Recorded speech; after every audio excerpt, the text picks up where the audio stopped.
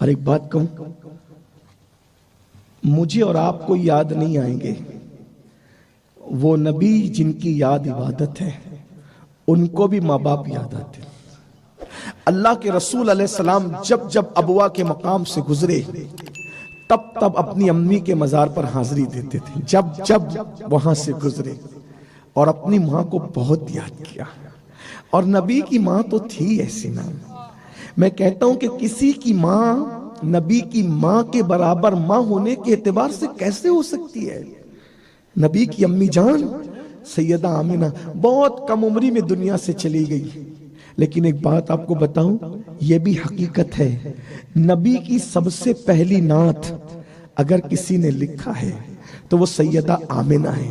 میں نبی کی امی کا ذکر تھوڑا سا کروں، ہو سکے تو دل میں جائز تمنا لے لیں، یہ وہ ہستی ہے جس کے ذکر سے دعائیں قبول ہوتی ہے۔ جن بچیوں کو رشتے نہیں آتے وہ دل میں مراد لے لے، جس کو اولاد نہیں وہ، کیونکہ نبی کی ماں وہ ماں ہے جو جانے مراد کی ماں ہے، جو کانے تمنا کی ماں ہے، جو محبوب خدا کی ماں ہے، جو سید الانبیاء کی ماں ہے، جو امام الانبیاء کی ماں ہے۔ ہم کہتے امی جان، ساری کائنات کی جان اپنی نبی کو جب امی جان کہہ کر اپنی جان کہتا ہوگا تو اس وقت مزے کو بھی مزہ آتا ہوگا۔ اللہ اکبر، قدرت نے کس ماں کا انتخاب کیا تھا اپنے محبوب کی ولادت کے لیے، محبوب کو چنا اپنے لیے، اور محبوب کے لیے جس ماں کو چنا ہوگا وہ ماں کا کردار، ان کا حسن، ان کی خوبصورتی، ان کا انداز، ان کی سخاوت، ان کی عدالت کیا ہوگی۔ اللہ اکبر۔ تو سیدہ آمنہ پاک نیک تھی، بڑی نیک، اور یہ تو کہنے کی بات ہی نہیں ہے، جو سید الانبیاء کی ماں ہو کتنی نیک ہوگی، کتنی پرہیزگار ہوگی۔ بہرحال تو سب سے پہلے نعت رسول اللہ کی جس نے لکھا ہے وہ نبی کی امی جان ہے۔ نبی کی امی جان، انہوں نے پہلے نعت لکھی۔ نعت سے لوگ اس لیے چڑھتے ہیں کہ پہلے نعت حضور کی ولادت کے بعد جو لکھ رہا ہے وہ حضور کی امی جان ہے، اور ہم سنیوں کو نعت سے اس لیے پیار ہے کہ سب سے پہلا نعت لکھنے والی کوئی ہستی ہے حضور کی ولادت کے بعد تو وہ سیدہ آمنہ ہے۔ ہم اس لیے نعت لکھتے پڑھتے رہتے ہیں کہ پہلا نام ولادت رسول کے بعد نعت لکھنے والوں میں سیدہ آمنہ کا ہوگا تو نیچے کچھ اپنا بھی نام آ جائے گا، ان کے مداحنوں میں اپنا بھی نام آ جائے گا۔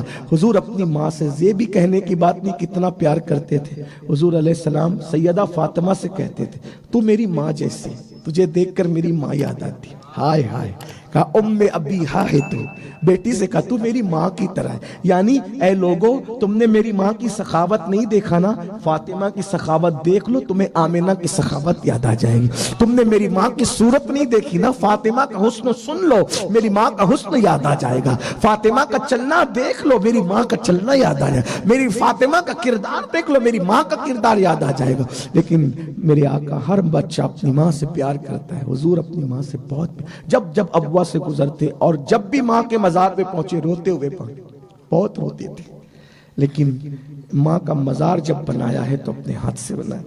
وہ واقعہ یوں ہے کہ جب حلیمہ کے گھر سے واپس آ گئے تو رسول اللہ کی امی جان نے کہا بیٹا تو نے اپنی آنکھوں سے اپنے بابا کو نہیں دیکھا، تیرے بابا کا مزار یثرب میں ہے، چل ہم یثرب چلتے ہیں۔ اس وقت یثرب مدینہ نہیں بنا تھا، ہم یثرب چلتے ہیں اور تیرے بابا کے مزار پر تجھے لے جاتے ہیں، حاضری دیتے ہیں۔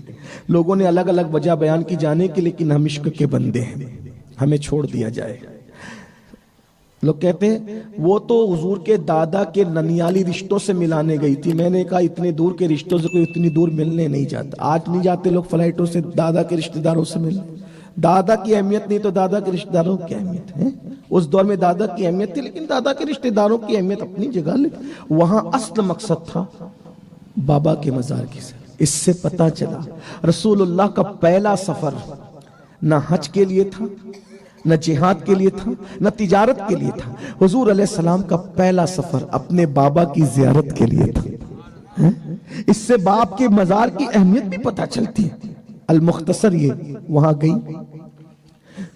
کچھ دن قیام کیا، شوہر کے مزار پہ جاتی، بہت بڑی شعر کہنا جانتی، سیدہ آمنہ شعر کہتی تھی، شعر کہنا جانتی، عرب کا ماحول تھا، بڑی شاعرہ تھی، اچھی شاعرہ تھی، ان کی اشعار موجود ہے۔ شوہر کے مرثیے میں بھی شعر لکھا۔ حضرت عبداللہ کی شان میں شعر لکھتے ہوئے کہا کہ عرب کا چاند میرا شوہر بڑا خوبصورت تھا، بدلی میں چھپ گیا۔ اے لوگو، تم اس کا کندھا جب بدلتے تھے تو کیا تمہارے کاندھے بوجھل نہیں ہوتے تھے؟ حضرت عبداللہ اتنے خوبصورت تھے، میں نے میلاد کے موقع بیان کیا، پتہ نہیں آپ تک پہنچی یا نہیں پہنچی بات۔ مورخین لکھتے ہیں کہ حضرت عبداللہ حضور کے ابا جان اتنے خوبصورت تھے کہ لوگ کہتے ہیں کہ حضرت عبداللہ کو دیکھ کر حضرت یوسف کا زمانہ یاد آ گیا تھا۔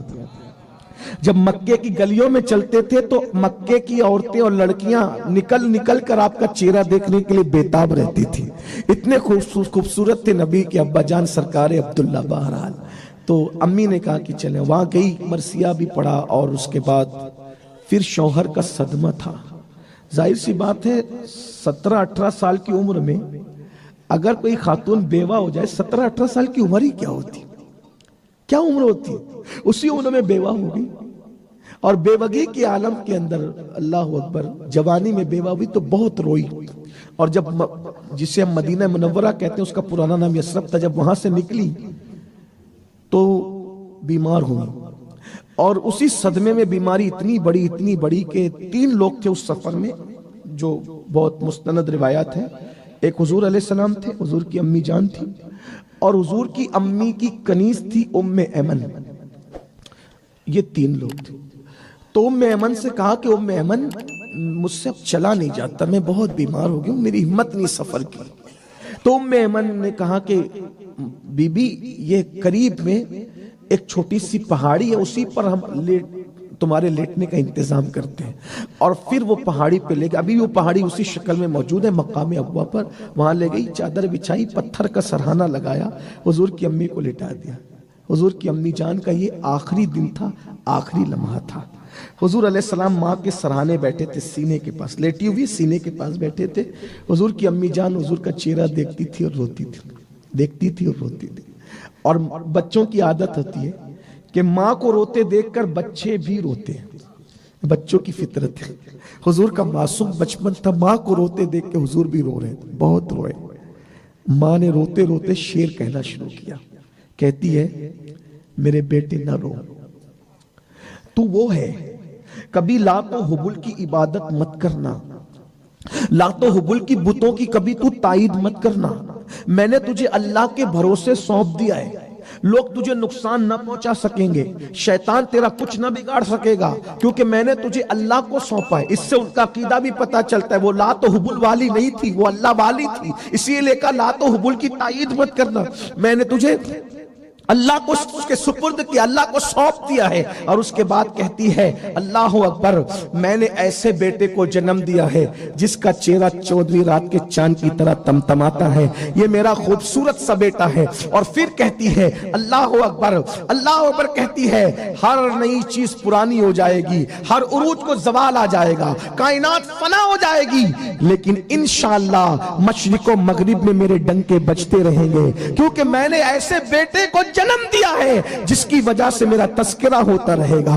میرے چرچے ہوتے رہیں گے۔ اللہ اکبر، اے سیدہ آمنہ، تم پر میرے ماں باپ قربان، تم نے سچ کہا تھا جب تم یہ بات کہہ رہی تھی، اپلیٹا بنا تھا یا نہ بنا تھا کوئی گارنٹی نہیں، لیکن آج ابوا سے نگاہ کرم فرما دے، یہ اپلیٹا والے آج اس شادی کی خوشی کے موقع پر بھی آپ کو یاد کر رہے ہیں، اور صرف ہم ہی یاد نہیں کر رہے ہیں، پتہ نہیں کہاں کہاں عاشقان رسول آپ کا ذکر کر رہے ہوں گے، آپ کو یاد کر رہے ہوں گے۔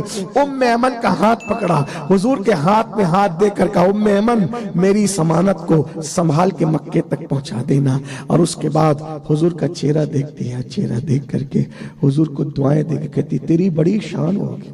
آئے آئے آئے، ہر ماں کہتی ہے نا، لیکن حضور کی امی کی طرح یہ تیری بڑی شان ہوگی، مشرق و مغرب میں تیری عظمت کے ڈنکے بجیں گے۔ اور یہ کہتے ہوئے ایک ہچکی آئی ہے، اور اس ہچکی کے ساتھ حضور کی امی جان کی آنکھیں بند ہو گئی۔ اللہ کے رسول علیہ السلام نے 6 سال کی عمر میں پہلی مرتبہ کسی کو دنیا سے جاتے دیکھا تھا، ہچکی آئی اور دنیا سے چلی۔ حضور نے ماں کے سینے پہ ہاتھ رکھا اور روتے ہوئے کہا، امی امی، थोड़ी देर पहले जो शेर पढ़ रही थी जरा और पढ़ो ना अम्मी। ऐमन ने सीने से चिमटा लिया और चिमटा करके कहा, मेरे लाल जो दुनिया से चले जाते हैं वो कभी बोला नहीं करते। तुम्हारी अम्मी दुनिया में ना रही, अब ये कब्र की जीनत बनेगी। मैं तो लोगों को कहता हूं अल्लाह की मशीयत कि उम्मे ऐमन ने मना कर दिया, वरना अगर हुजूर दूसरी मर्तबा बोल देते तो दुनिया देख लेती कि मेरी नबी की मां बोल पड़ती है। लेकिन कुदरत को कुछ और मंजूर था। उम्मे ऐमन के साथ मिलकर हुजूर ने अपनी अम्मी की कब्र बनाई और कब्र में अम्मी को लिटाया, और लिटाकर जब कब्र पे मिट्टी बराबर कर दी, उम्मे ऐमन ने हाथ पकड़ा, चलो। उम्मे ऐमन ने 3 आए थे, 2 जा रहे थे। नन्हे से मासूम 6 साल के पैगंबर का हाथ पकड़ा, कहा बेटा चलो। तो उम्मे ऐमन को पलट कर कहा, मेरी अम्मी कहाँ है? कहा बेटा अब तुम्हारी अम्मी हमेशा यहीं रहेगी, अब वो हमारे साथ मक्का नहीं आएगी। हाथ छुड़ाया, फिर टीले पर चढ़े।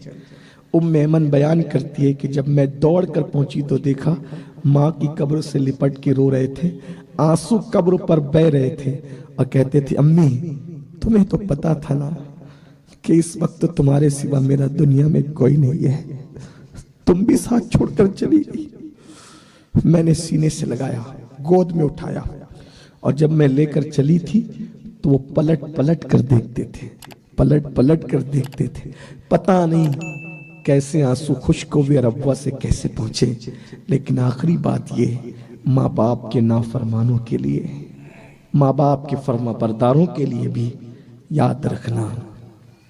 हुजूर पूरी जिंदगी माँ को याद करते रहे। एक दिन मगरिब की नमाज के बाद इशा का इंतजार हो रहा था। हुजूर अलैहिस्सलाम मस्जिद नबवी के कोने में बैठे थे। कोने में बैठे हुए हुजूर अलैहिस्सलाम अचानक, सहाबा की आदत थी कि जब हुजूर बैठे होते तो सब हुजूर ही को देखते रहते।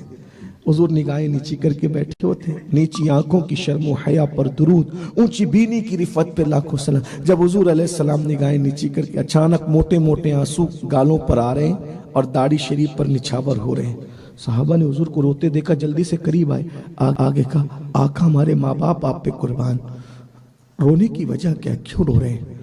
फरमाया, मुझे मेरी अम्मी की याद आ गई। देखा, खुदा जिसको बेहिजाब अपना दीदार कराए, जिसकी शान ये है, उसको भी मां की याद आ रही है और कहते मेरी अम्मी की याद, और ये कह के रोने लगे। जब अम्मी का जिक्र आया तो सब रो पड़े। शायद यहां भी कुछ आंखें अश्कबार है हुजूर की अम्मी की खातिर। तो जब हुजूर से अम्मी का जिक्र सुना होगा तो लोग कितना रो रहे होंगे। काश हमारे ये गुनहगार आंखों से निकलने वाले आंसू मकाम अब्वा में कबूल हो जाए तो हमारे निजात का सबब बन जाए। सब रो पड़े। मेरी अम्मी याद आ गई, आज मेरी अम्मी याद है। काश मेरी अम्मी होती तो कितना अच्छा होता। हुजूर कहे मेरी अम्मी होती तो कितना अच्छा होता, काश मेरी माँ होती तो कितना अच्छा होता। सब रो पड़े। रोते रोते जब इफाका हुआ, थोड़े आंसू थमे, सरकार ने सर उठा के कहा, ऐ मेरे सहाबा, आज मेरी माँ हयात होती कितना अच्छा होता। साहबा ने कहा, हुजूर क्या होता? फरमाया, मैं तुम लोगों को इशा की नमाज पढ़ा रहा होता और मेरी माँ को मेरी हाजत होती, मेरी जरूरत पेश आती, मेरी माँ मुझे आवाज देती, मेरे बेटे मोहम्मद इधर आओ। हाय हाय हाय, यही तो बात है ना।